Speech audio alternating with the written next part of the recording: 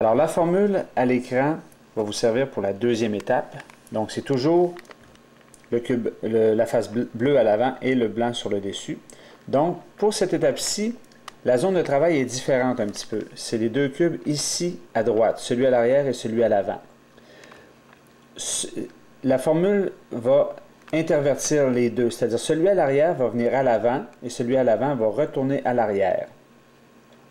Donc, ce qu'il faut, c'est d'amener le coin sur lequel on veut travailler, on doit l'amener ici en haut à droite.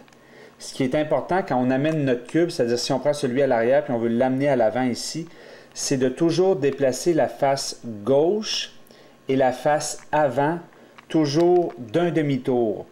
Jamais un quart de tour. Donc, un demi-tour. La face du dessus, on peut la tourner d'un demi-tour ou d'un quart de tour, ça ne fait pas de différence.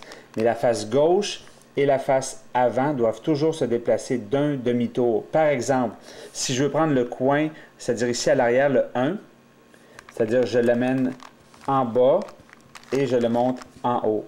Quand j'aurai terminé ma formule, je le ramène en bas pour le ramener à sa position initiale à l'arrière. Donc, on va noter nos coins de la façon suivante. Le coin numéro 1, 2, 3, 4, 5, 6, 7, 8. 1, 2, 3, 4, 5, 6, 7, 8. Donc, cette deuxième étape-ci, on doit se faire une séquence de chiffres avec les coins, avec les numéros des coins. Donc, si je commence, là, j'essaie de faire ça le plus simple possible, mais je pense que je vais vous dire la façon de procéder, puis on essaiera de comprendre pourquoi on le fait après.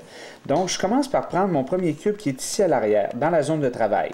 Donc, j'ai le rouge, vert et blanc. Je dois déterminer à quelle position il se retrouve sur le cube. Donc, rouge, vert, blanc vient ici à la position 1. Rouge, blanc et vert à l'arrière. À la position 1. Je regarde le cube qui est à la position 1 maintenant, qui est le orange, bleu, blanc. Donc, je dois déterminer à quel endroit ce cube-ci doit aller se positionner. Donc, le blanc, bleu, orange vient ici à l'avant. Donc, c'est la position 3. Donc, on a 1, 3. Alors ici, celui qui était à la position 3, c'est le jaune, bleu, rouge qui vient ici en bas à gauche, donc c'est le 8. Donc on a 1, 3, 8. Alors celui qui est à la position 8, c'est le orange, vert, jaune qui vient ici à l'arrière à la position 6. Je regarde le cube à la position 6, c'est le jaune, bleu, orange, qui vient ici à l'avant, à la position numéro 7.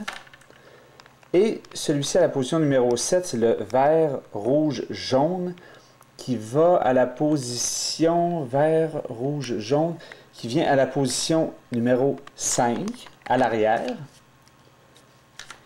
Et à la position numéro 5, j'ai le cube blanc, orange, vert qui vient à la position numéro 2.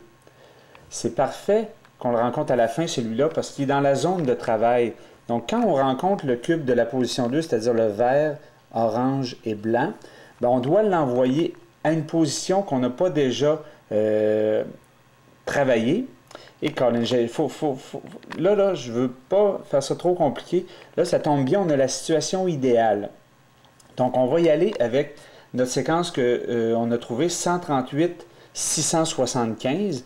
Donc, avant de faire la formule, je m'assure que j'ai bien touché à tous les cubes.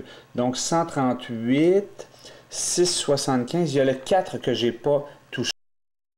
est ici. Si je regarde le cube numéro 4, il est déjà à la bonne position. Le rouge, le bleu et le blanc. Donc, ma séquence 138 675, ça va être final. J'ai touché à tous mes cubes. Quand vous tombez dans votre séquence, au début de votre séquence de chiffres, vous tombez sur le cube blanc, vert, orange qui va à la position numéro 2. Bien, ce qu'on doit faire, on doit l'envoyer à une position qu'on n'a pas encore notée dans notre séquence de chiffres. et on continue jusqu'à ce qu'on revienne à cette séquence de chiffres. Mais vous allez voir avec l'expérience, vous allez finir par comprendre ce principe-là. Au début, c'est sûr, tout arrive en même temps, ça semble compliqué, mais vous allez voir, c'est très simple. De toute façon, si il y a des problèmes, vous m'écrivez, puis je vais vous expliquer ça du mieux que je pourrai. Donc, ma séquence, c'est 138 675. Une autre chose qui est importante de retenir à cette étape-ci, c'est qu'on doit faire une séquence de chiffres, comme j'ai 138 675, un nombre de fois pair. C'est-à-dire que là, j'ai 6 séquences, 6 mouvements à faire. Très important d'avoir une séquence paire.